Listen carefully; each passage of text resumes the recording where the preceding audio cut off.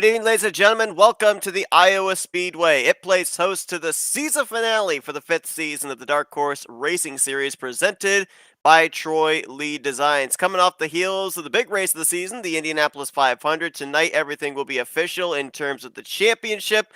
An opportunity here this evening for a couple of drivers to pad their wins on the season. A few drivers looking for their first win of the season, many of them looking for the first win of their career. Getting ready to end off the year with some fireworks at this short track. I'm Seth Cole alongside of Alex Kolonix.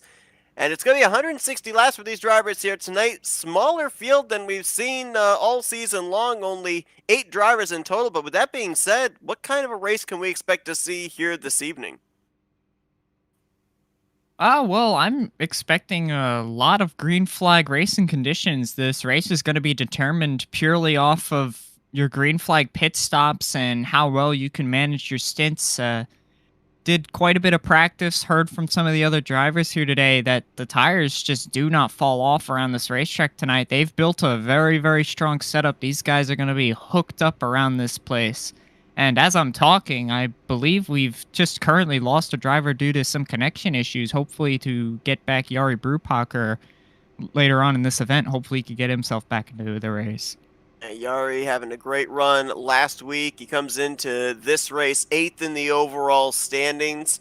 He's got 3 top 5s on the season. He was kind of one of the guys I was looking at to maybe end out the season with a checkered flag. A lot of good finishes in the past couple of weeks, so we'll keep tabs on him as he was scheduled to roll off 8th driver off the grid. Rick Ravon capturing the pole position. He had a pretty exciting Dark Horse 500 weekend, picking up that victory, the 3rd of the season for him in only 5 starts. Of course, the defending champion as well, and just trying to go out there, get checkered flags. He'd love to get another one before the end of the season. Matter of fact, he is the only driver of the 8 scheduled to take the green flag here today that has taken a checkered flag at this racetrack in the past. That was, of course, last season. The other driver that took a checkered flag here back in Season 2, Charles Teed, not in the field here tonight.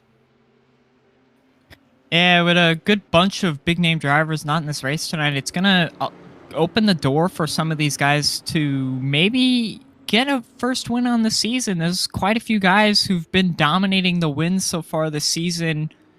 Rick Ravon being one of the notable ones, winning last week and winning in a majority of his starts so far this season. He's going to be a tough competitor to try and get past and beat, but if there's ever going to be a week to do it, it's got to be this week. So Craig Forsyth rolling up in the 5th position. He's got 4 wins on the season. He will undoubtedly finish out the year 2nd in the point standings as Matt Wagner, who was behind him 3rd in the standings, not in the field, and Nick DeGroot, the points leader coming into this race, is not in the field as well.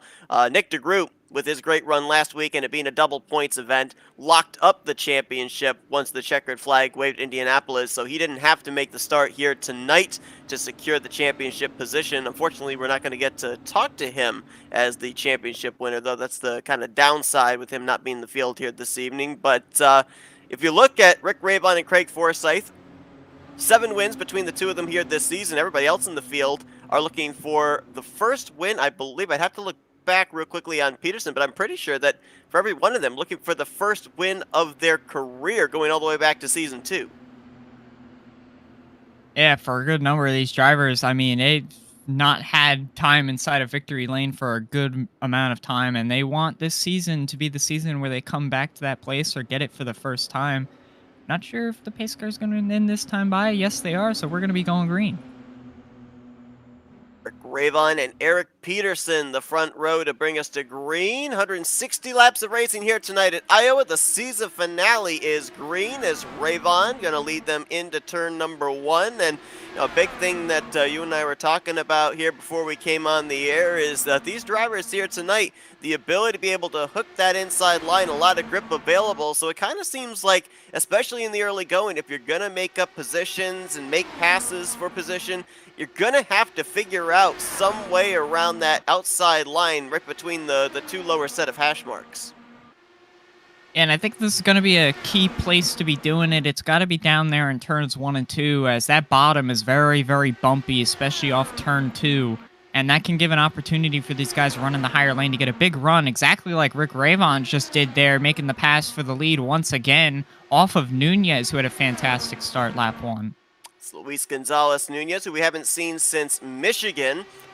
Nunez coming into this race, even with the limited number of starts on the year, 10th in the point standings. So securing his spot inside the finishing standings inside of the top 10 as he'll battle with Eric Peterson in the 36. You know, not only is there an opportunity for a number of drivers to be able to get the first win of the season for themselves, but also you look at a few of these guys. You know, Gale Brooks last couple of weeks have not been kind to him, and he was a mainstay up inside of the top 4 or 5 in the points all season long. Eric Peterson, he was up there inside the top 10 in the early going of the season. He kind of hit a bit of a rough streak. These are some drivers that not only could finish out the season with a checkered flag, but at least finish out the season on a high note after having a few weeks of finishing outside of the top 5.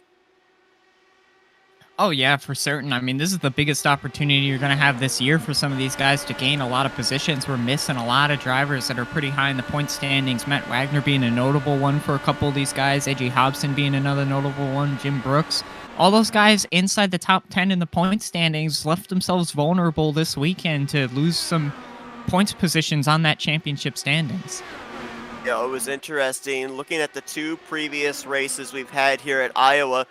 2 entirely different races in terms of lead changes, in terms of cautions, in terms of, you know, the domination out there. Back in season 2, we ended up having, I believe, a good dozen drivers lead laps, and about half of those led more than 10 laps apiece. The eventual winner, Charles Teed, led 21 laps of those, and we had 11 cautions fly. But last year, we ended up only having 1 caution in the race, and Rick Ravon absolutely dominated that race, leading 125 of the 150 laps. Right now, looks like he's kind of picking up where he left off last season, as Luis Gonzalez Nunez, they've been jostling back and forth of who's going to lead which lap. But right now, Rick Ravon looking very much like he could be a back-to-back winner here at Iowa. Yeah, and he seems to have a pretty solid control of this racetrack, as he seems to be able to pick whatever line he really needs to be in to maintain or regain a position if he gets challenged for it. But Nunez has been running a pretty wheel around this racetrack, been able to keep up with him while some of the drivers behind have been struggling. Riding on board with Craig Forsyth. He has back-to-back finishes inside the top 6 here at Iowa. 6th place back in last year and back in season 3. Or make that season 2. No, it was season 3. He finished 3rd place inside of the podium, right now running P3, looking ahead at this battle between Ravon and Nunez.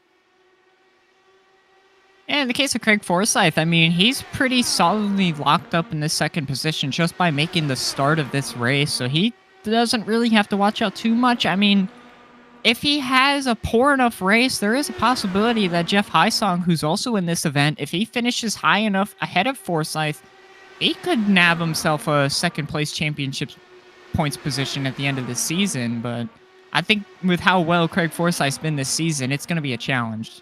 There's the aforementioned Jeff Hysong. Hysong with a great run last week in the Indy 500, brought it home in the 4th position, up inside of the top 5. Matter of fact, he's got some pretty good numbers here at Iowa as well. A 10th and a 4th position, I believe it is. I'll double check on that. Nope, it was a 3rd place actually last season inside of the podium.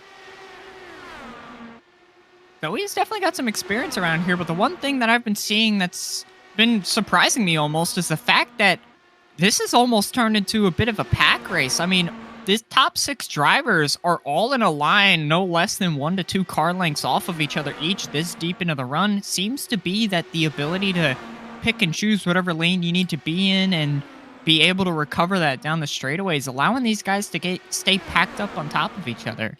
And I'll tell you, I'm not all that surprised about that, because when I watched these guys in practice, even though we only had 7 drivers out there practicing, the lap times were within 2.5 tenths of each other. as far as fastest laps. So all these guys seem to be on a pretty equal footing in terms of speed, which I think is going to make pit road very much so an important factor into the outcome of this race, because we end up having a number of races this season with long green flag runs, and we talk about the execution on pit road. We've seen pit road in races, especially early on in the season, play a part into the eventual winner. And you were talking about some of the pitfalls of this particular pit road that drivers are going to have to deal with.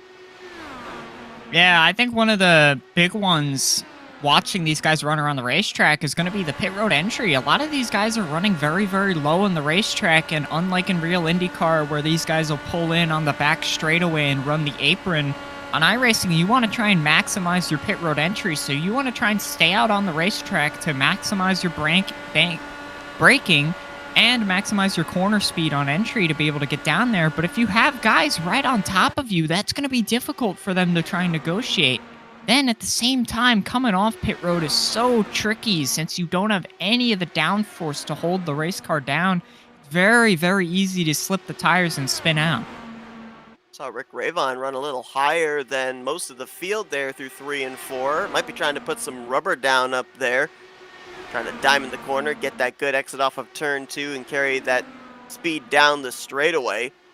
Now, we've already documented the championship is locked up. Really, that battle for second in points could be going on, but everybody else in the field pretty much knows where they're going to end out the season. So with that being said, with everything pretty much in place and the only thing left on the line, a final checkered flag here in Season 5, how does that change up strategy for these drivers when we eventually get to, because it looks like, at least for the time being, we're not going to see a yellow flag anytime soon. So when we get to that round of green flag pit stops, is there any advantage to short pitting? Is there any advantage to stretching it longer than others? I mean, do we see some pit strategy come into play, or for the most part, especially here on the first round, does everybody kind of just do a little monkey see, monkey do? Well, I think at least on the first round, what we were told is that the way these race cars were set up is that on the initial green flag, they're going to have a slightly smaller fuel load. So then this stint is going to be a little bit shorter than the rest of the race will be in terms of the fuel loads. But what that opens the door for some of these guys to do is be able to race as hard as you can now before they go on that longer stint. The fuel numbers really spread out, because I think the key to this race is going to be you want to try and stay out as long as you can, because these tires fall off so little that there's no real advantage to coming in early.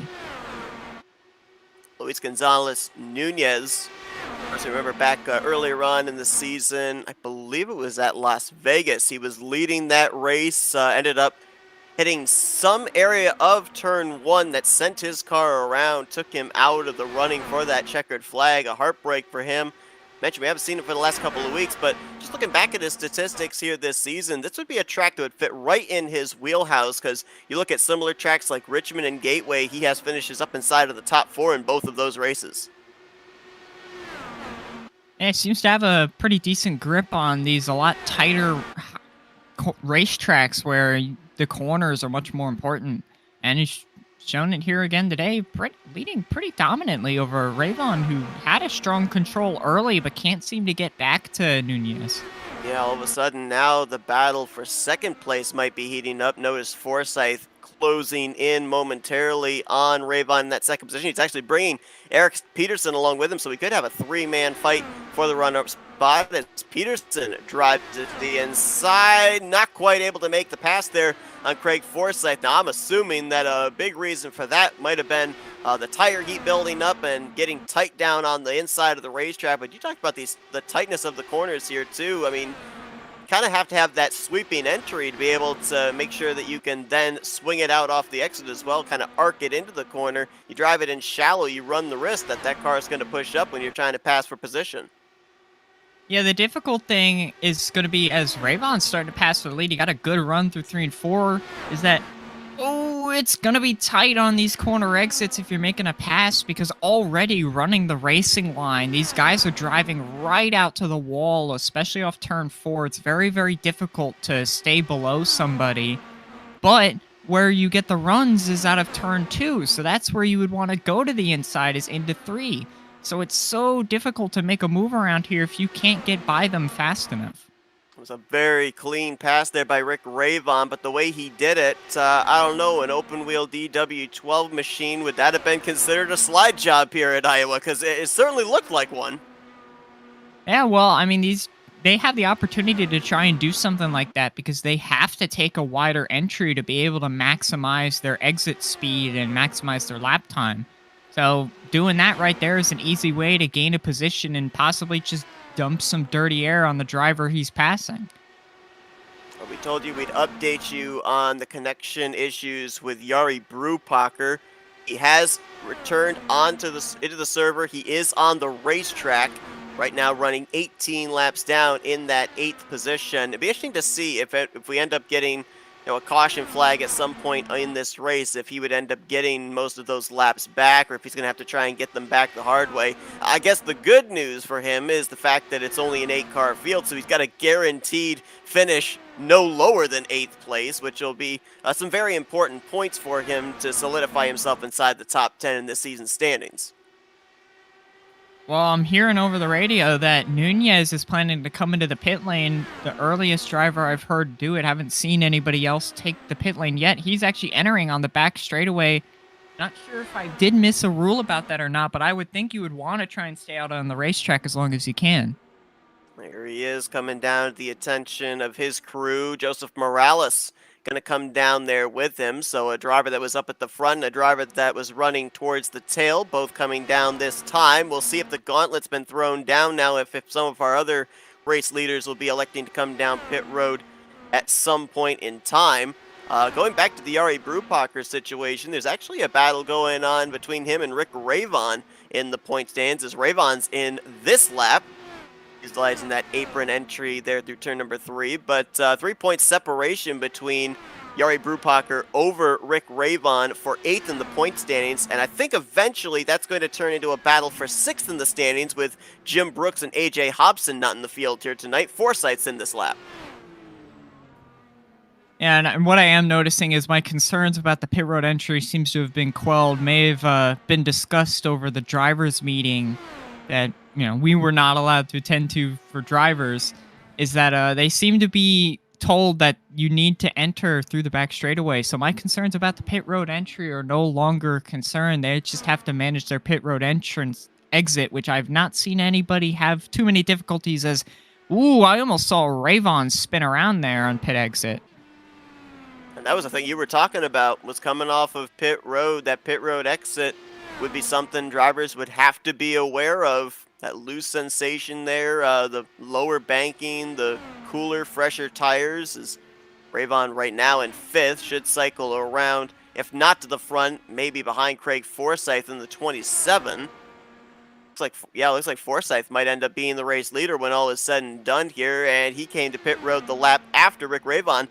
That's something interesting about, when these drivers being told they have to utilize the apron heading into turn 3, come around to the pit road entry off of turn 4. There's opportunity to make up and lose time even right there in relation to how you're going to cycle around. Yeah, now luckily, unlike turns 1 and 2, it seems the apron in 3 and 4 is a lot smoother, so I don't believe we're going to be seeing any very bad spins coming on to pit road. But yeah, you're right. I mean, them having to take the apron really puts a lot of strain on the tires and really slows down these guys a lot trying to manage their corners. Completely different from the racetrack where you're running around there pretty much full throttle the whole time trying to make up lap time. Yeah, it completely changes the dynamic of pit road. So something I've observed here, and I don't know if the pit road entry, how hard these drivers attack that, if that comes into play, but a couple of drivers, at least momentarily, have been favored with coming to pit road later than others. Craig Forsyth, as mentioned, came to pit lane 3 laps later than Nunez and 1 lap later than Rick Ravon. He now cycles around as your new race leader. And for a moment there, Gil Brooks had cycled around to 3rd place, has now dropped back to 5th. But those are 2 drivers that were some of the last ones to hit pit lane. And once everybody came back out on the racetrack and were up to speed, they were both sitting in positions higher than when the pit stops began. Yeah, and I think one of the factors of that is to do with how much traffic you have. You may be coming onto pit road in turn 3 on the apron, which may seem completely out of the way, but you also have to remember that when you're in the middle of this pack racing with these people, you're going to be running a lot faster down that back straightaway thanks to the draft. And so you're going onto that apron a lot faster, and you might not be prepared for how much you have to slow down going onto the apron, or maybe slowing down enough will upset the car trying to get to the speed so you don't slide up back onto the racetrack. And that could be another advantage of coming in later, is you don't have to deal with that traffic. Battle going on for second. These two haven't been able to get away from each other. Nunez and Rayvon is taking place nearly a second and a half behind race leader Craig Forsyth. I think Forsyth might be trying to shake the moniker I gave him, Mr. Mile and a Half. 4 wins on the season, but they've come at Chicagoland, Kentucky, Kansas, and Las Vegas, all mile and a half racetracks. Trying to prove he can get it done at the short tracks as well, and looking for what would be his season-leading 5th win on the year. Obviously not going to be able to take home the championship, but kind of makes it a little less bittersweet when you're able to get one more checkered flag before season's end, right? You get another checkered flag and secure by far the most wins on the season. I mean, Rick Rayvon came in late to the season, but he's only 1 win away from tying Craig Forsyth on the season. And I think if Craig Forsyth wants to say anything about the year he's had so far, is that he had the most wins on the season. So he's got to make sure he at least beats Rick Rayvon in that department.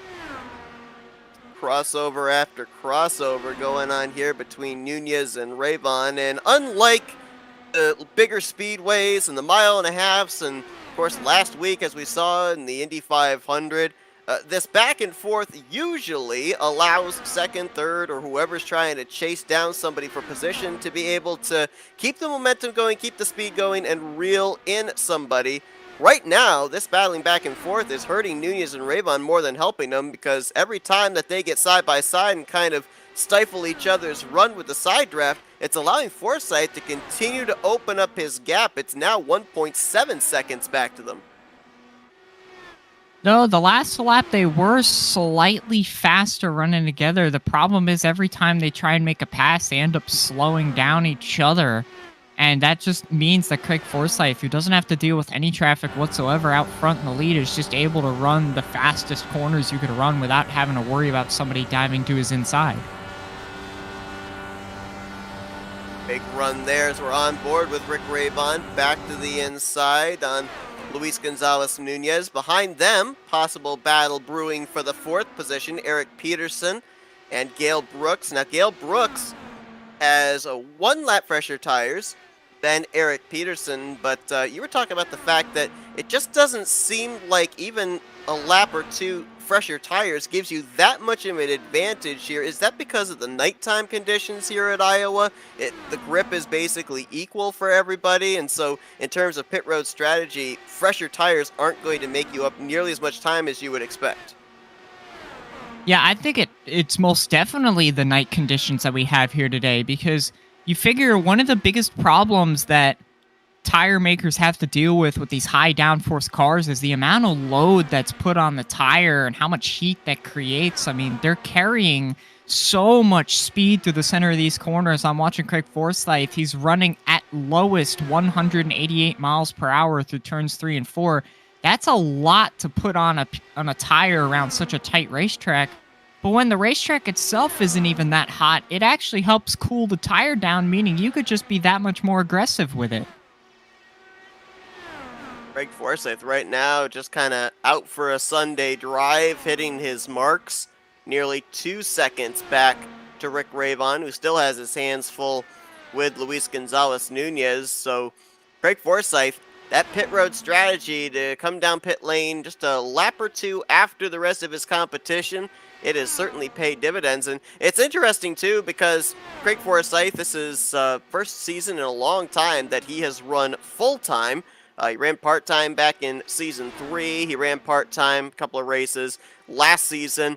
But this season running full-time, and we've kind of seen the evolution of Craig Forsyth, if you will. A couple of races in the early portion of the season, pit road was an area where he really struggled. I'm trying to remember which track. I believe it might have been Las Vegas. He spun coming off of pit lane after dominating that race and ended up throwing away that victory. Now we're seeing later on here in the season, he's been the guy that has really been able to execute on pit road and work it to his benefit. Yeah, and that's just a matter of practice, practice, practice. Once you have a lot of these races, especially later on in the season, where we see often with a lot of these league series, is that the entries start to go down as people don't really like want to contend for the championship no longer.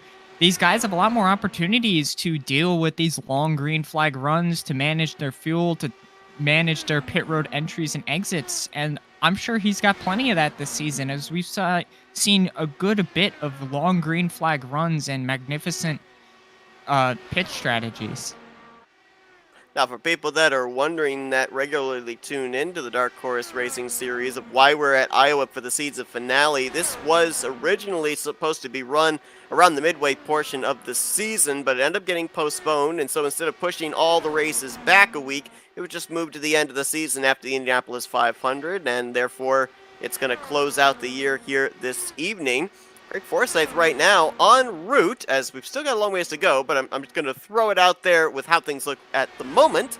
Looks like he's en route to his 5th win on the season, but we're not even to the halfway point of this race, and something that we were also told pre-race was these drivers had to come down pit road maybe a little sooner than they would have originally expected due to the fact that they had a lower fuel load for the first run. Now they're going to be able to go a little bit further here on this run, and with that being said, it's looking like they would only have to make one more pit stop between now and the checkered flag, so money stop could be coming up anywhere, and I would say maybe the next 25 to 30 laps.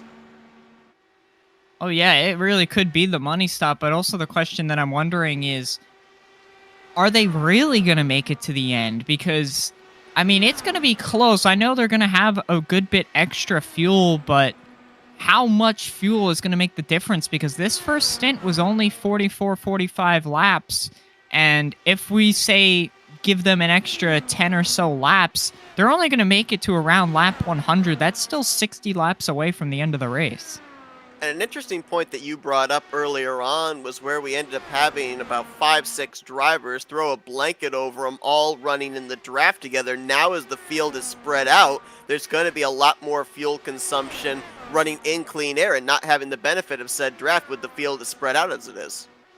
Yeah, especially for even the leader of Craig Forsythe here. He's running full throttle without question. This car has fallen off no less than 1/10 per lap from the start of the run. So he's been full throttle, burning as much fuel as you could humanly burn in a race car. And so his fuel window is not going to fluctuate very much. Once we see him come in, that's probably going to be the length of his stint. Eric Peterson qualified in this race on the outside of the front row.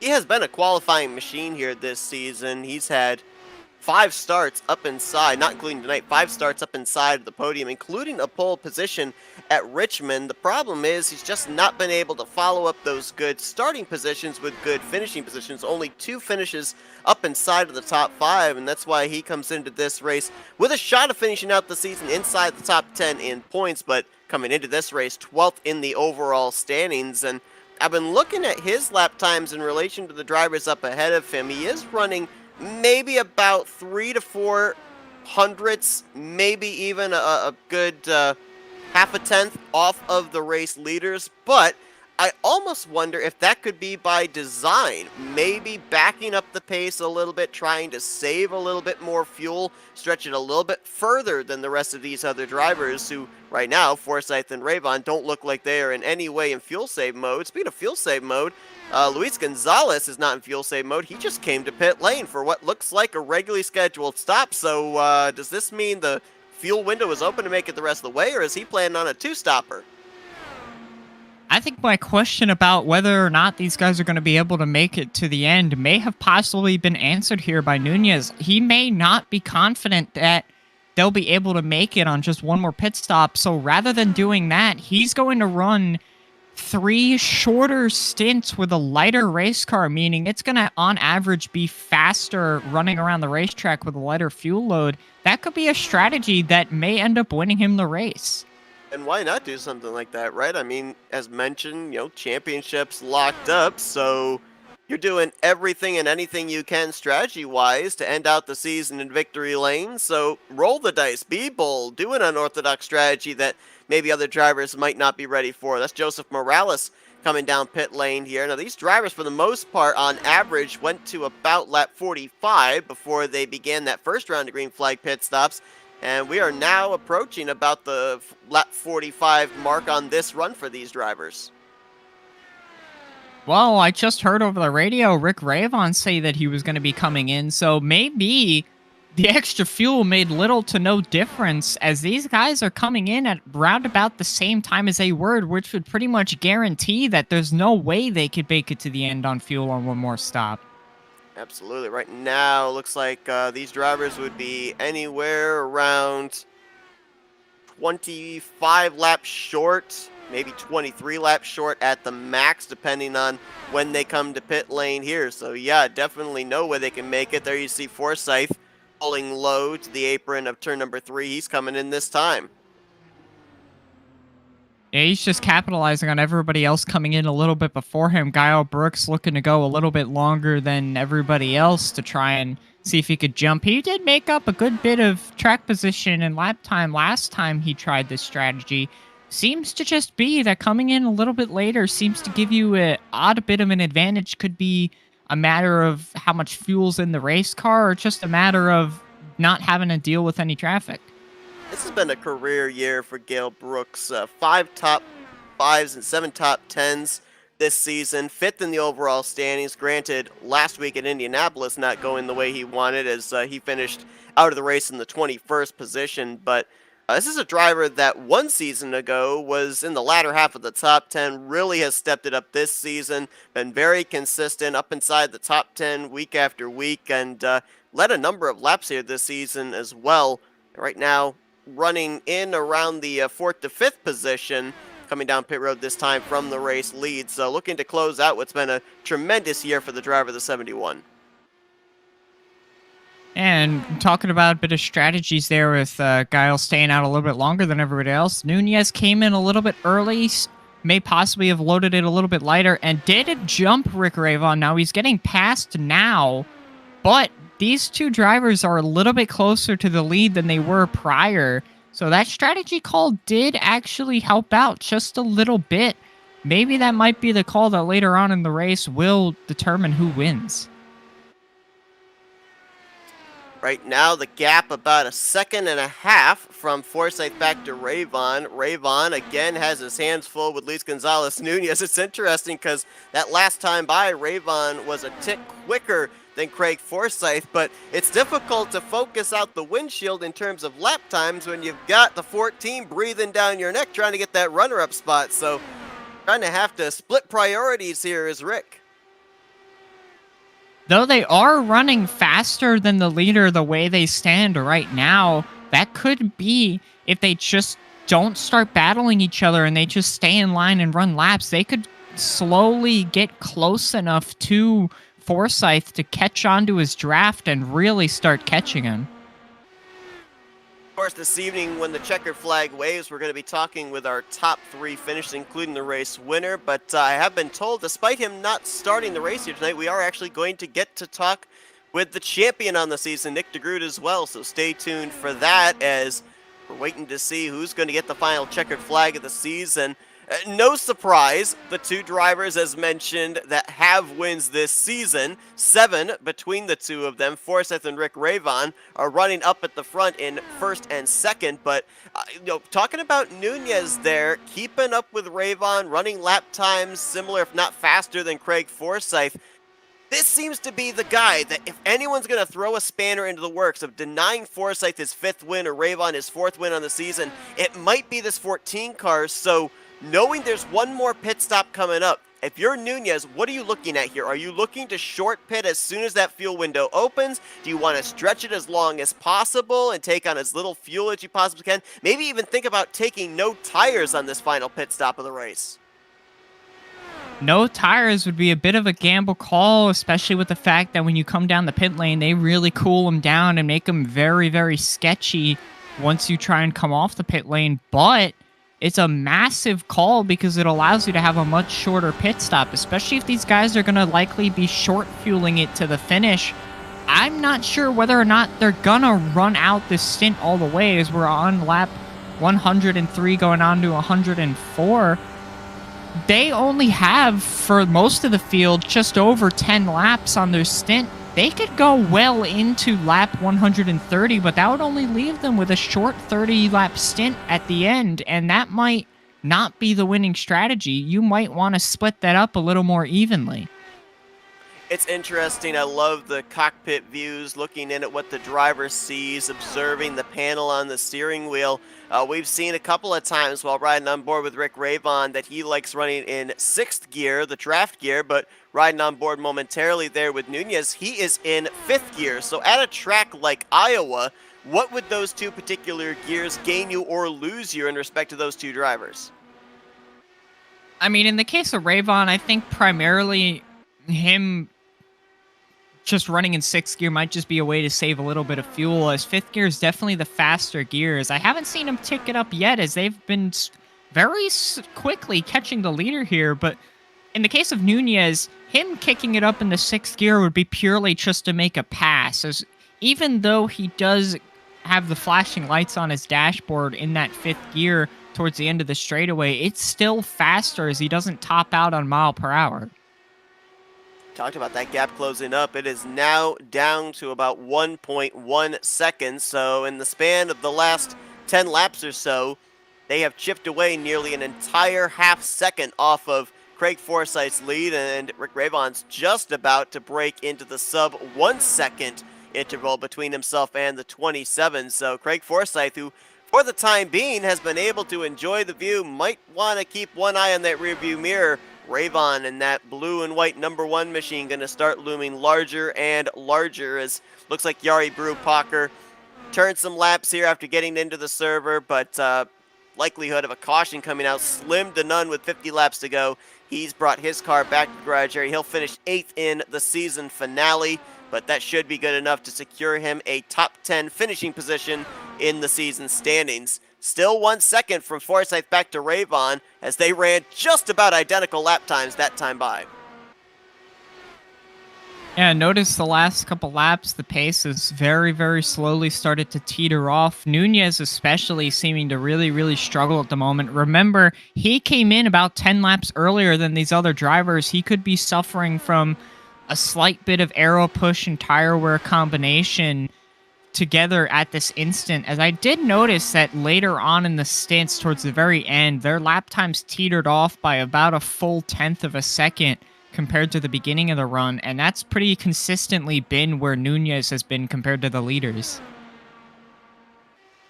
Right now, Nunez running about a full second off of Rick Ravon for that second spot. I get the feeling, too, he's going to be one of the first drivers we see on pit road when we get to that third and final green flag pit stop of the evening.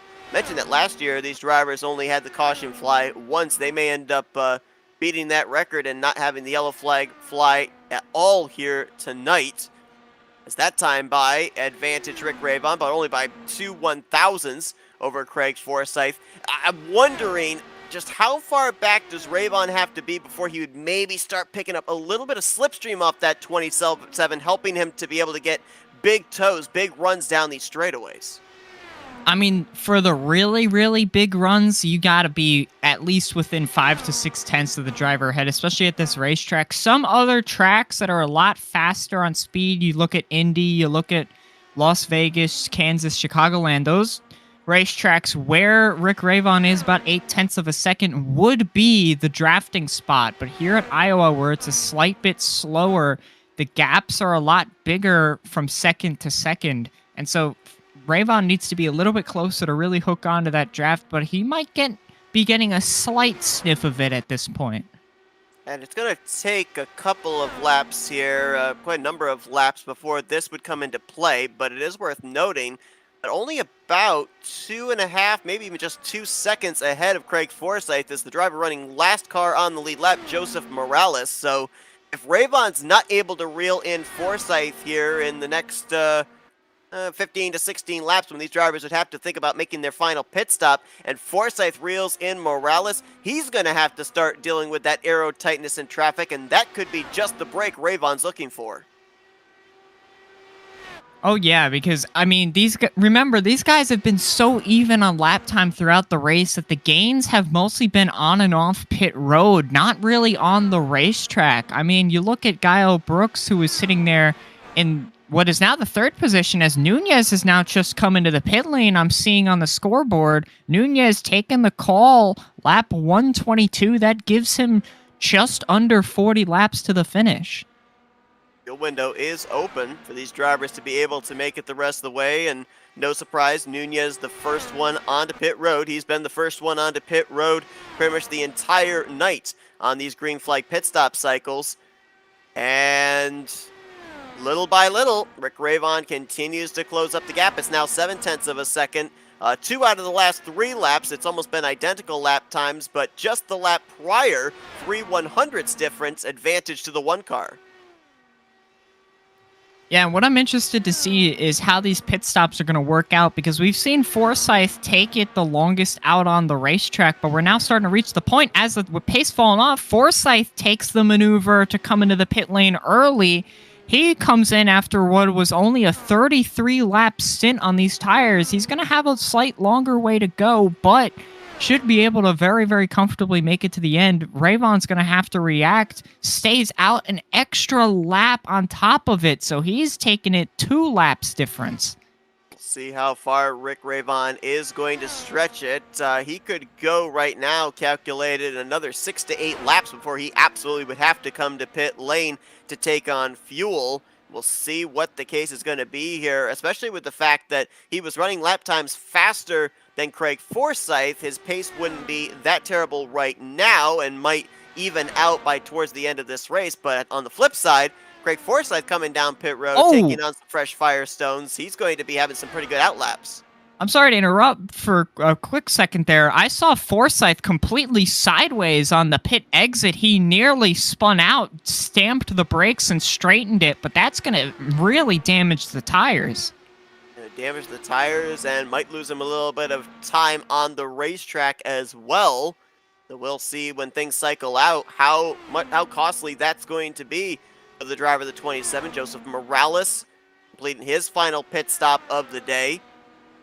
And I've said it, that we are more than likely not going to see a caution, but imagine if a caution came out right now, because with this being a short track, you come down pit lane under green flag conditions, you lose not 1 but 2 laps on pit road. Right now, Forsyth, Nunez, they are -2 to the race leader. Would really change the landscape of this race, take 2 of our front runners for the entirety of the evening almost out of the picture, with it being less than 30 laps to go now. Yeah, and something I've been thinking about as we've gone through this pit cycle is that both Forsyth and Nunez have pretty much had to have a nearly full amount of time on pit road, as they've had to take only very slightly under a full tank of fuel. While that will be a slight bit faster, typically you're able to change tires in an IndyCar a lot faster than the car gets fueled up, and so you're just waiting a little bit on fuel.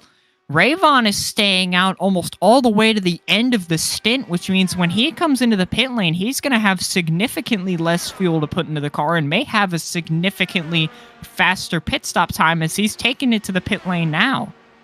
Yeah, looking at the lap times between himself and Forsyth's running anywhere from a 10th to a 10th and a half quicker than Rick Rayvon, with Forsyth on those fresher tires. So for Rayvon, I think it was a case of trying to figure out how many laps he would need left in this race to be able to get up there and eventually get the race lead race win away from Craig Forsyth. Because it seemed like with the number of laps he stayed out, as opposed to how many laps on fresher tires Craig Forsyth was able to turn, Forsyth should cycle back to the race lead. The question is, what will the interval be between himself and Rick? Well, I can't understate enough how much time he lost when he got sideways off the pit lane trying to exit. Rayvon is coming off the pit lane now, and Forsyth is only coming through turns 1 and 2 at the moment. I think Rayvon may have just taken the lead. I think you're right. Yeah, definitely has the advantage over Forsyth. According to telemetry, 3.5 seconds from Rayvon back to Forsyth. Now, they are not battling for the race lead right now. We're looking at the current race leader, Gale Brooks, who's got maybe another lap or two before he'll have to come down for his final pit stop of the day. Jeff Heisong had stayed out, but he now is on pit road for his final pit stop of the evening. And that would then, after the 71 dives onto pit lane, turn the race lead over here to Rick Rayvon. So I think you hit the nail right on the head. That slight slip-up coming off of pit lane is going to more than likely be the costly error for Craig Forsyth in not winning this race here tonight. But Rick Rayvon's not out of the woods yet either. There's still going to be 20 laps to go. A mistake could still take place out there on the racetrack. Granted, he hasn't put a wheel wrong yet, but you never know with these type of races, especially season finales when there's really nothing on the line in terms of the championship. It's just down to who wants that checkered flag more. Yeah, and watching where these drivers came on and off pit road, the difference on entry to exit to pit road between Rayvon and Forsyth was around about 3 seconds between them total, but that was just purely on entry and exit. That's without counting when Forsyth spun it around. So not only was he already a slight bit slower on pit road as a whole, he did lose it on exit as well and cost himself a lot of momentum. That's why Rick Rayvon's in the lead with such a large gap at the moment. It's also something beneficial for Rick Rayvon. You see just behind him, Joseph Morales in the 60 got put a lap down. So before Forsyth could even get up here and think about battling Rick Rayvon for this win, he would have to deal with the dirty air running behind the 60, trying to get up to him and pass him before even getting up there into the same zip code as the one car who's going to hit the line. And we are at 19 now, 18 laps to go. The gap back to Forsyth, less than 2 seconds. But we saw just how painstakingly long it took for Rick Rayvon to cut down what was, I think, a second and a half down to 1 second on then race leader Craig Forsyth. With less than 20 to go, Craig Forsyth needs a miracle. Well, he's trying to make his own magic right now, as he's been running faster than Rayvon by 1 to 2 tenths per lap. It's actually been pretty astonishing. It almost seems like Rick Rayvon didn't take tires, as he's been running in the 16.8s to almost 16.9s per lap, and it's costing him so much lap time. I was wondering about that, and I'll ask you, looking at the time that they spent in their pit stall, 8 seconds for Craig Forsyth, so that says to me definitely changed tires, but only 5 seconds for Rick Rayvon. Does that scream to you fuel only? It may possibly be. I'm just surprised, as typically the tires do not take that long in IndyCar to change. I was surprised that you may not even take tires. I would understand if maybe it was a 2 or 3 second long pit stop on fuel, but 5 seconds sounds like enough time to put tires on and not lose that much. But maybe Rayvon just had a different opinion. He is a champion after all. Absolutely, a former winner at this racetrack as well last season, defending winner. 13 laps to go, and that last time by, holy cow, 0.3 of a second faster Craig Forsyth over Rick Rayvon. He has consistently been at least a tenth faster each lap, and compare that to when Rayvon was trying to run down Forsyth, he was only gaining hundreds. So Rick Rayvon, right at this point in time, looks like he might be a sitting duck, but again, he's just out here hunting for checkered flags, try something a little bit different, see if it works. Doesn't look like in this case it's going to, but yeoman's job for trying. Well, currently, right now, Rick Rayvon has a key piece behind him there with Joseph Morales, who's been holding up Craig Forsyth, as now the two of them are pretty much covering whatever lane Forsyth wants to run. I saw on the last lap, Forsyth nearly got in the wall driving behind Morales. Morales is actually going to let him go and leave it to the leaders, but that cost him a good little bit right there. So now, Rick Rayvon going to have to play big-time defense against the pressure tires of Craig Forsyth, and he's going to have to do it for 9 more circuits around this short track. If you're Forsyth, where's a place you're looking to capitalize? Because it looks like even despite the older tires, Rick Rayvon's still able to hook down there on the inside line. So if you're Forsyth, you have to maybe try and make a move on the top side going into a corner, off a corner, or do you rely on the straightaway speed? Well, it could be he's just going to be doing it right about now. He had a pretty decent run. He has so much more grip in the corners, but Woo! gets cut across by Rick Ravon. But Ravon got in the wall a little bit. Forsyth had to check out of it to not get into the wall. Both drivers managing to survive off that. Forsyth was definitely into the wall as well with the right side of his machine, and a big reason for that, you saw the chop down there by Rick Ravon. He put the dirty air on the nose of the 27, got him super tight, and that 27 car just could not turn off of turn 4. Pretty heavy impact. He'll try again to get up here to Rick Ravon, but now you have to factor in the damage there on that machine as the gap about 0.6 of a second coming to 5 to go. It's going to be difficult, too, as while he was gaining a lot of lap time, now he hasn't been. He only gained about 1/10 that last time after he lost lap time for 2 laps straight.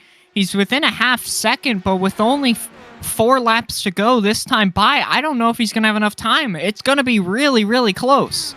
But Rick Ravon snaking it down the front straightaway, trying to cut the draft for Craig Forsyth, who is closing in less than 0.4 of a second now, coming around to 3 to go. And with that bit of a block there by Rick Ravon, taking the air off the nose of Forsyth, you got to wonder if Forsyth gets up to him there again. Is he going to be willing to play ball, or will we maybe see a little bit of contact between the two in the closing stages? Again, nothing really on the line for either of these drivers outside of another trip to victory lane. Yeah, well, there's no holds bars now. If you're going to get up there, you're going to get up there and make a maneuver. But Forsyth has been slower the last couple laps. He seems to really be suffering after that near wreck between the two of them. He just hasn't had the same pace as he did have earlier as we're on the last lap. Now half a second back behind Rick Ravon. I don't think he's close enough to be able to make a challenge down here into 3 and 4. Almost got the wall off of turn 2 again. Rick Ravon, the defending champion of the series, the defending winner here at Iowa. He defends his crown here this evening as he will take the final checkered flag of Season 5 of the Dark Horse Racing Series presented by Troy Lee Designs. It is his 4th trip to victory lane, which will tie Craig Forsyth for most wins on the season overall.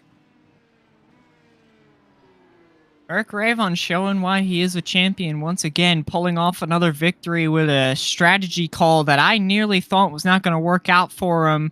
Could say a little bit of tight racing may have been what gave him the win over Craig Forsyth, but man, that was some good stuff there at the finish. Just shows what a season Rick Ravon has had. Mentioned limited number of starts, only 6 starts on the season, including tonight, 4 trips to victory lane. And with only 5 starts coming into this race, while most other drivers full-time had 11 starts, he was 9th in the point standings coming into this one. So he is going to finish only running half the season up inside the top 10 in the point standings. Yeah, jumped, I believe, Yari Brupacher as well, who was in this race, sadly had his problems with connection early on. I mean, Ravon just came into the season and planted himself right in the middle of the point standings between all these guys who've been running all season, just showing his might and showing that if he were to come back full time again, he could get another championship. Looks like it's going to be 6th, possibly, that he will finish officially in the point standings here this season. As you mentioned, going to pass Brupacher. I believe he'll also pass Jim Brooks and AJ Hobson, who are not in the field here tonight, as Rick Ravon going to come around here for a victory lap, come back to the start-finish line, and start celebrating here in Iowa. Let's take a look at the finishing results from tonight's season finale. Forsyth in 2nd, Nunez bringing it home in 3rd. Those were really the top 3 of the night. Your winner was going to more than likely be one of these podium drivers. Gale Brooks, great end to the season for him, 4th place. Peterson there in 5th, so he'll finish top 10 in the overall standings. Jeff Heisong will bring it home in 6th. Thought we might see a little bit more out of the 18 car here tonight, especially with his good run last week in the Indy 500, that momentum. But that 6th place run still going to be good enough to more than likely net him 3rd in the overall standings here this season. He should leapfrog Matt Wagner, Joseph Morales, finishing a lap down in 7th. And we mentioned about the connection problems Yari Brupacher had here tonight, but he will finish out the season in the 8th position and should also be finishing top 10 in the overall points here this season as well.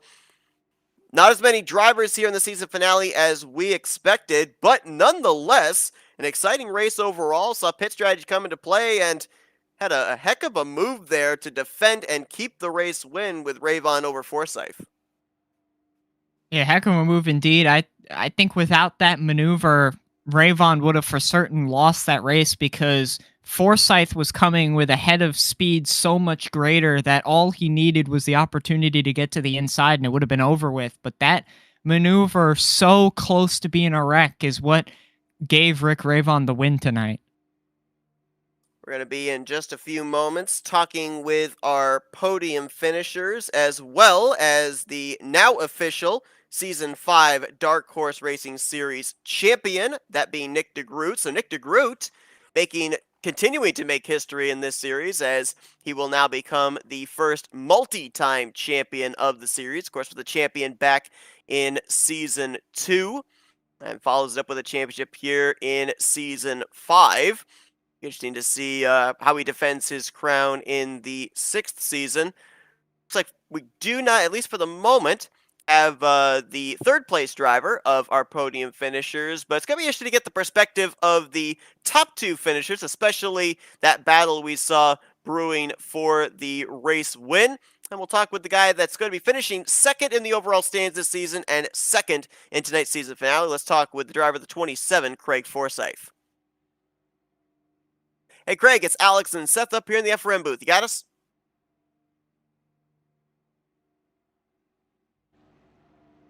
Well, we'll give it another try here. Craig, guys up here in the FRN studios. You got us? You betcha. Oh, man, I tell you what, I know you would have loved to finish out the year with another checkered flag, make it 5 on the season. We know that obviously here tonight you were looking to solidify 2nd in the overall standings, which you succeeded in doing so as well, but looked like some cat and mouse strategy there in the closing stages between yourself and the one. Talk about it there. What little more did you need to be able to get around him? Because looked like you almost had a nose to his inside there for a brief moment. Yeah, I should have turned him. It was the last race. No, I mean, I wasn't going to get caught out like Indy. I wanted tires, and I knew if I didn't take tires, he would take tires, and if I took tires, he wouldn't. So it was going to become a battle of who could catch up to the other better. And based on his pace towards the end, he was catching up to me before that last. I dove in for that last stop. That's why I went in early, just because I didn't want to give him the draft. So that committed me to definitely taking the tires. But I knew he was going to come hard and charge hard on me. Well, I was curious there at the end because the lap times didn't seem to be there at the finish. I almost thought that you didn't take tires at the end. I'm sorry, I'm getting you confused with Ravon. My apologies, but jeez, it was a weird race seeing a driver that much faster just suddenly after that incident lose all the pace. What do you think happened to the car that suddenly you lost all the pace to be able to catch Ravon? Well, I know I hit the wall at one point, but I think that was after I was starting to lose the pace. So not really too sure, but yeah, it was the last race of the season. So first, second, I'm just glad I'm on the podium, and I'm glad a bunch of the guys were able to show up because we knew it wasn't gonna be that big a night. Yeah, Craig, obviously, we saw you run part-time back in Season 2. You took a Indy 500 that year. You ran full-time in Season 3, brought it home in 9th, part-time last season, full-time this season. 2nd place for you, 4 trips to victory lane. I mean, overall, got to be pleased with the effort. So what do we expect for next season? Because, you know, obviously that's got to be some motivation to get that one position better, get that championship trophy, right? I'd love to say it is, but summer is when I start golfing. So same as Season 2, which I think was also during the summer. I'll be able to make the odd race if the schedules align up, but unfortunately not full time.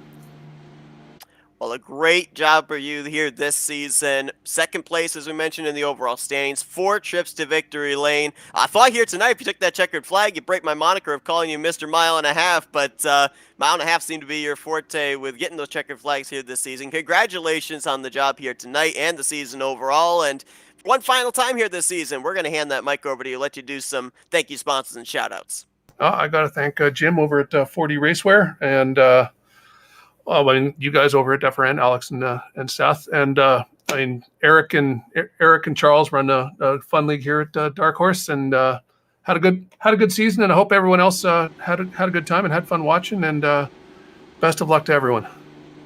Exciting season to be sure. That's Craig Forsyth, your runner finisher, here tonight in the season finale at Iowa Speedway. Congratulations once again, Craig. Thanks, Seth. Stay safe.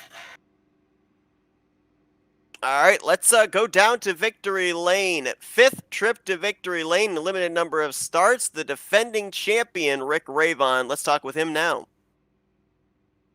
Hey, Rick, it's Alex and Seth up here in the FRM booth. You got us? Hey, what's going on, guys? Yeah, I got you. I'll tell you what, man. I mean, we talked about the fact that you're defending champion of the series, defending winner of this race. You dominated 125 laps of 150 last season. Here tonight, didn't spend the whole race out in front, but up front when it mattered the most to pick up win number 5 on the season. Bit of a dogfight there at the end, though. Had to defend a hard charge from Craig Forsyth. I mean, talk about that from the cockpit of the Championship 1 car. That was I don't get very nervous very much in sim racing, but after I figured I had to not take tires and get a little bit of a gap, and I saw how many laps were left, and then I saw him start to reel me in about 1/10 of a second per lap, and some laps it was 0.2 of a second, and I was looking at the lap count. I'm saying, geez, we got 20 to go, and he's 2 seconds behind. Then it was 19, he was 1.9. Then it was 18, he was 1.7, I think, and then so on and so on. And I'm like, he's going to catch me before the end of this thing. I'm going to have to make this thing real wide. And going down into turn 3 there, I saw he was, I was committed to stay on the bottom, and he wasn't quite up there yet. So I took that inside line.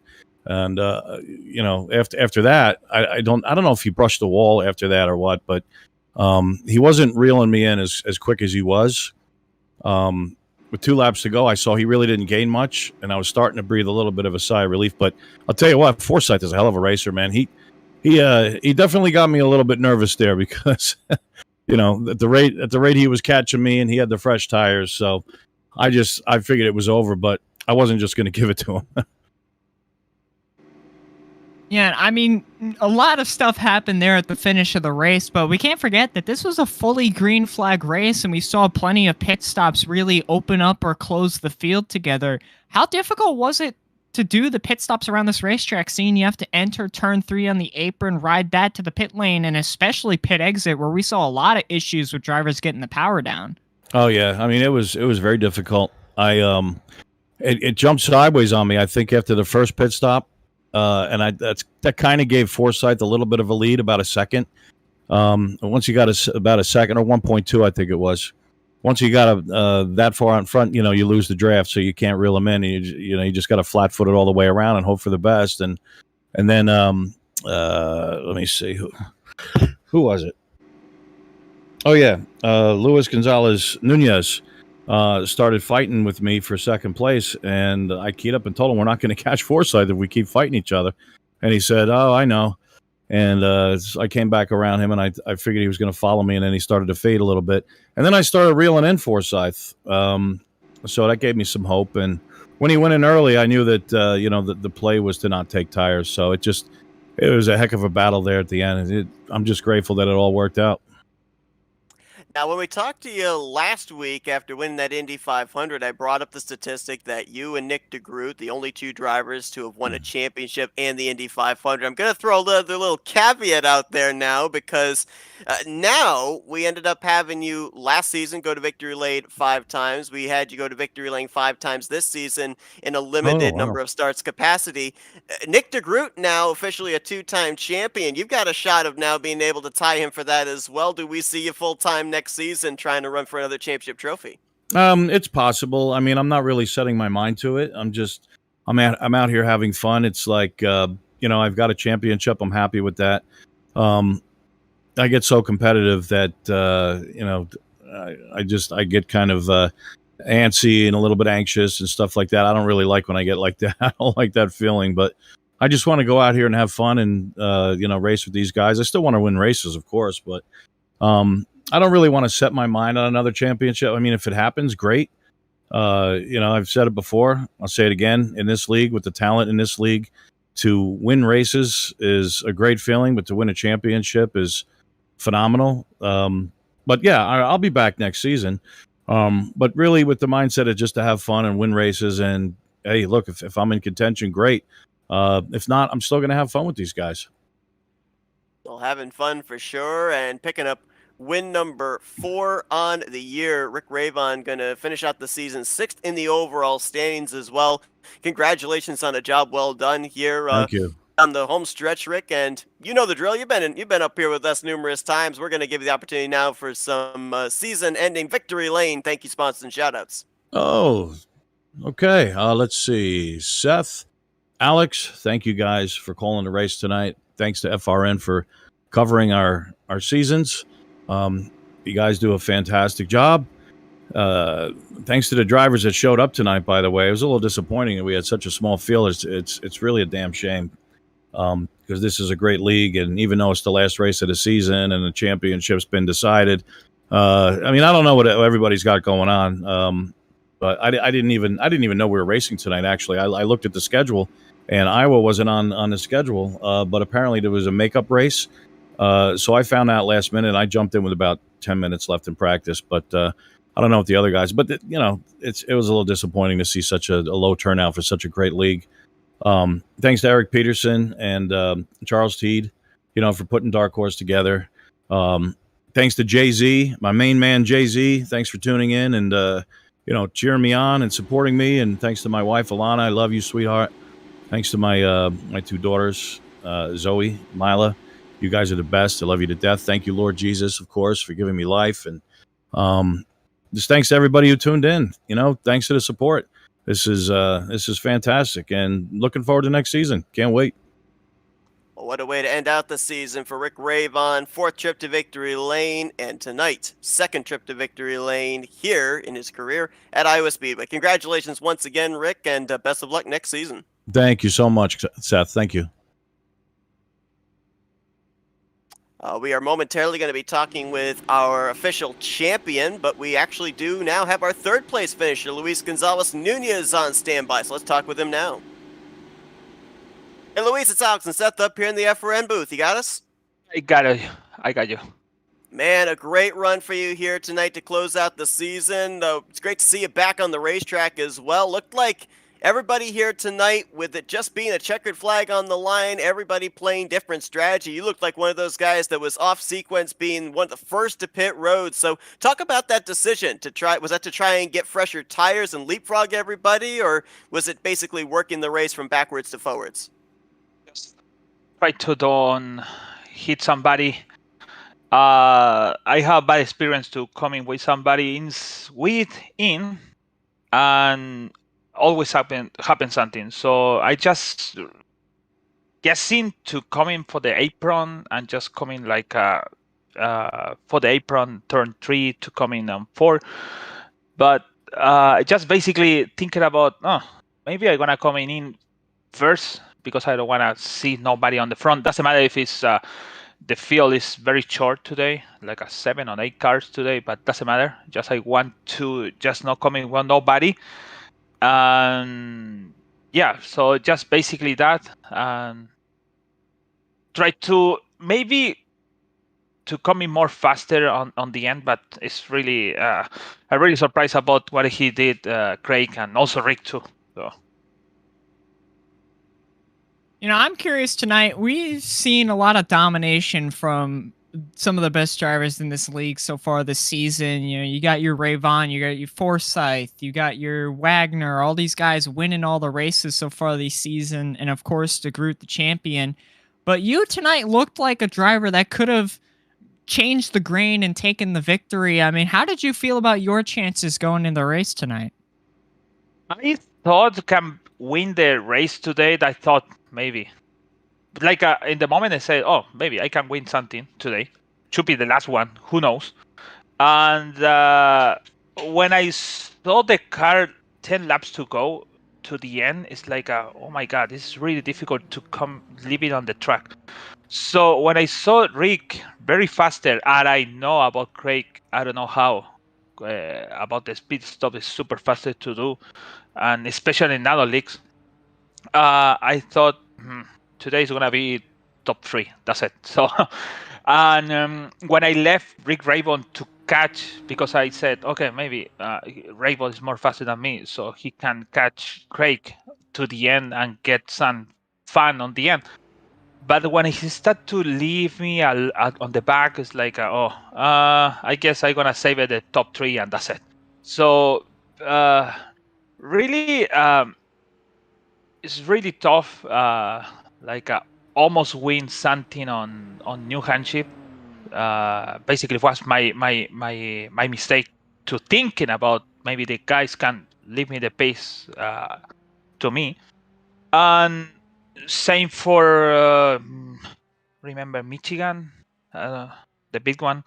But next season I will be here. I would like to be here. Unfortunately, I wasn't in the Indy 500 because I have a job at that time. But I will be next season over here, so I would like to fight it with Rick Raven. He's a very nice guy. I saw in the Indy Fixed long time ago, so he's a very strong guy. And get more experience because I come here to don't leave window like doing nothing. So I come here to say, okay, I'm gonna practice for something special. So it's helped me a lot. So I really appreciate it to found this, especially Eric, and to allow me to be here. So I'm really happy because I have things to another place to get more strong. So I really thank you to be allowed over here. So I'm really happy. But what I said, next season I'm gonna be here again. So let's see if we can try to win something. My purpose is win something and finish something in the better way. We've seen a number of drivers make their first starts of their career here this season, you amongst them, and putting on a heck of a show every single week. 4 top 5s on the season, a pole position as well. You finished 10th in the overall standings, so really looking forward to seeing with what you learned this season, what you can apply into next season, and maybe we'll see you up there hunting for that championship trophy. But Luis, now we're going to give you the opportunity to do some thank yous, some shout outs, and sponsors. So I don't want to say thank you, my mom, because my mom was watching me over there because I didn't stay here today when I racing. So just I figured out the last minute and the last second to there. I want to say thank you to Sim Racing 24/7 for support me. Darren, he support me over there with everything. So thank you so much for them. I want to say thank you for my wife.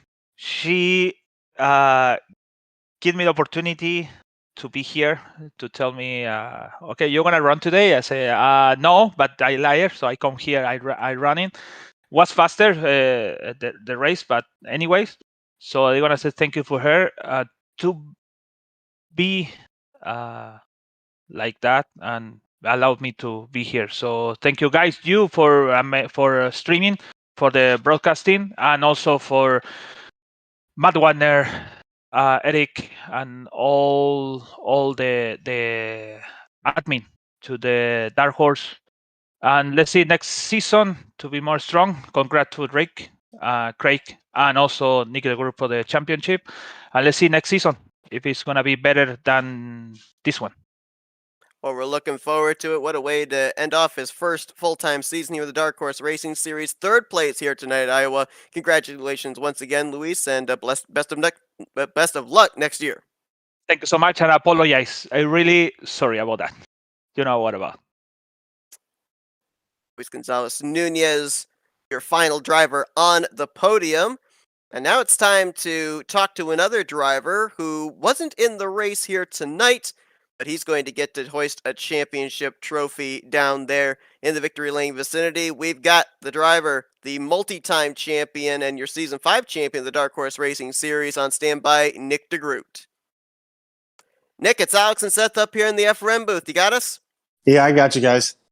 All right, so we can't confirm or deny, but we have a report of someone that looks like you sitting on a lawn chair on top of a hauler with an iced tea during this race in the infield, watching these guys try and get that final checkered flag. Came into this race already knowing you had the championship locked up. The great run in that final double points race last week at Indianapolis. I mean, obviously, that pressure was off of you. But what does it mean now to be a two-time champion in a series as competitive as this? Yeah, first of all, I would have loved to have run this race, won the championship out there on the track and been able to do burnouts. Better than ending it in the fence in Indy like I did last week. But yeah, unfortunately, I couldn't make it. And fortunately, we had a big enough points lead that ended up not mattering. But yeah, to win 2 championships, I mean, I've been close to getting that second one, battling against people like Rick and Rob Malechka and Alex and Henry Bennett, some really great racers, and just coming up short each time. So this season to come here and just really rattle off a bunch of really consistent finishes and kind of stack the points up and not even have to worry about it in the end, that was a nice change from previous season. So yeah, 2-time champion Dark Horse is a great achievement for me, and love that it came on the heels of my first Area 51 title as well. So we got them both this season, which is just really cool. Yeah, and I mean, I'm curious for you. After Indy, you're sitting here as the champion confirmed. What did this race even mean to you, despite not making it, of course? What would have meant to you to run this and possibly get another win on this season and try and solidify your standing as an all-time great? Yeah, absolutely. I'm a bit of a completionist, so I really wanted to run the last race. I hate skipping races, even in leagues that have drop weeks, and yeah, it would have been nice to go out there, put an exclamation point on, and get the win. But yeah, I don't know. That would have been tough competition. With Luis, Rick, and Craig. They were really hauling the mail. So I probably wouldn't even ended up winning anyway. Those guys are real good at these short ovals. So yeah, it's unfortunate I couldn't be there, but it was still fun to be able to watch one of these things for once. I'm not used to doing that. So yeah, it was a good broadcast and a great race. We've had the opportunity here at FRN to be able to cover this series all the way back from season 2 to now the current season, and we start to see as each season progresses, the new talent comes in, the level of competition just continues to ratchet up. If we go back to your season 2 championship, 5 trips to victory lane, this season you only found 2 checkered flags, but has the mentality for you now kind of shifted from being a dominant driver out there getting win after win and now shifted to just being a consistent driver, and that's how the championship is won now? Yeah, that's a very good point. In those seasons, actually, where I lost out, I was really going for wins whenever I could. I think a big one was a season opener at Fontana where I was running second in the last corner, and I was pushing to get the win from Wagner, and I spun myself out. I ended up like 28th, and that's a boatload of points just gone in an instant. So this season we took a new approach, and both in Dark Horse and Area 51, there was guys that had more wins than me. So yeah, we came in here. Wins are nice, but we wanted to get the points. It was always about the points. There was even since I started in the back willingly to get those 5 bonus points for gaining the most positions. So yeah, different mindset, less wins, but 2 championships. I'll take it. Absolutely. Those championship trophies are what everybody's going for at the end of the year. And as mentioned, you've now got 2 of them you're able to display. And who knows, maybe next year we'll be able to see you be able to get the trifecta of championship trophies. Going to be looking forward to seeing how you defend the championship title in the upcoming season 6. But Nick, congratulations on winning the championship. A great year for you. And now we're going to give you that opportunity for some championship. Thank you, sponsors and shoutouts. Yeah, I hope I'm going to be able to defend that title, first of all. Depending on when this next season is, I may actually not be able to run full time. So we'll see how that plays out. But either way, you're going to see me again, I'm sure, because I love running these races. I love running with these guys. And yeah, thank you for one last time this season, Factory Back Motorsports, motorsport.com, coveymoore.com, DeGroot Automotive, U-Haul Detailing, Blaze Pods, Weichmans, of course, Cowboy Shit, everybody else who supports us. Awesome, bring home the championship. Wish I could have done it on the track, but still feels good. That is Nick DeGroot. He is your Season 5 Dark Horse Racing Series champion.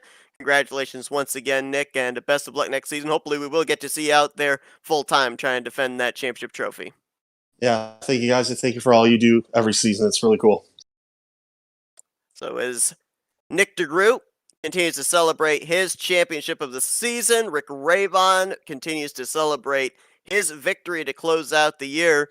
In the past 3 seasons, our championship battle has been determined at Indianapolis. Obviously, this year having the makeup race at Iowa, but the championship was pretty much already decided after Indy, so kind of seems appropriate that followed the same line as previous seasons. But here tonight, it was kind of a little bit of an interesting race with the fact that drivers didn't have to come into this one worrying about points. They really didn't even have to worry about how they finished out the season in the point standings. There was just one goal and one goal only, and that was get that final checkered flag of the season. And between Ravon, Forsyth, and Nunez, we saw a plethora of strategies, and all three of them looked like they had a legit shot to snag this checkered flag at the end of the year.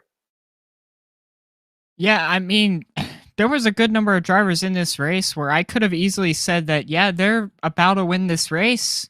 But ultimately, when it comes down to it, the drivers who've been strong all year were the drivers to come out and show that there's a reason why they've won so many races.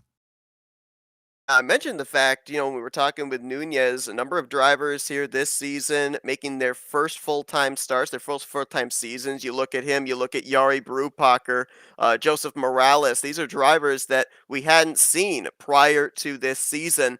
We know that Rick Ravon is still considering, not exactly putting himself in tough situations. He obviously wants to go for another championship. There's a big question mark for Nick DeGroot. We've heard that with the summer coming on, we more than likely won't see two-time championship runner-up Craig Forsyth. So it's almost looking like now we might be looking at some of this younger talent that's now come into the league. And are these some of the front runners we can expect to see in the upcoming 6th season with the championship on the line?